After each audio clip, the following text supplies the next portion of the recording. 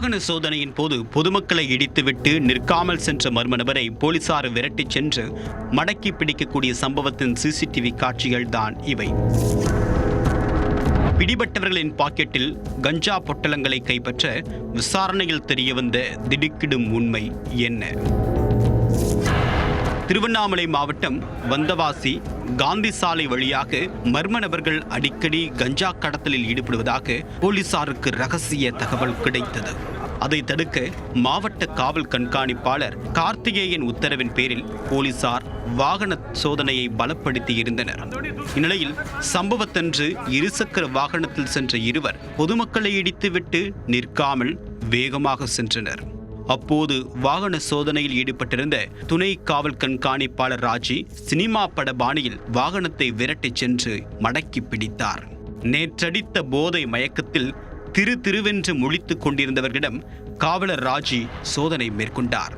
அப்போது அவர்களின் பாக்கெட்டில் கஞ்சா பொட்டலங்கள் இருப்பது கண்டுபிடிக்கப்பட்டது. இதனால் சந்தேகமடைந்த காவலர் பிடிபட்ட இருவரையும் காவல் நிலையம் அழைத்து சென்று விசாரணை மேற்கொண்டார். அதில் பிடிபட்டவர்கள் வந்தவாசி பெட்டி நாயுடு தெருவை சேர்ந்த அகமது மற்றும் மற்றொரு 17 வயது சிறுவன் என்பது தெரிய வந்தது.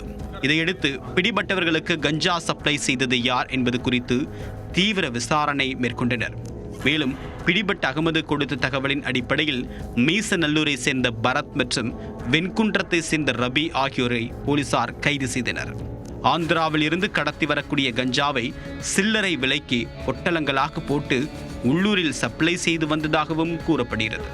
அவர்களிடமிருந்து 250 கிராம் அளவுள்ள 43 கஞ்சா பொட்டலங்கள் மற்றும் 3 இருசக்கர வாகனங்கள் பறிமுதல் செய்யப்பட்டன. மேலும் சென்னையில் இறந்து போன பிரபல ரவுடி குட்டியின் நினைவாக வைத்திருந்த பட்டா கத்தியையும் போலீசார் கைப்பற்றினர். இதையடுத்து பிடிபட்ட முகமது, பரத், ரபி ஆகிய 3 பேர் மீதும் வழக்கு பதிவு செய்த போலீசார் அவர்களை சிறையில் அடைத்தனர்.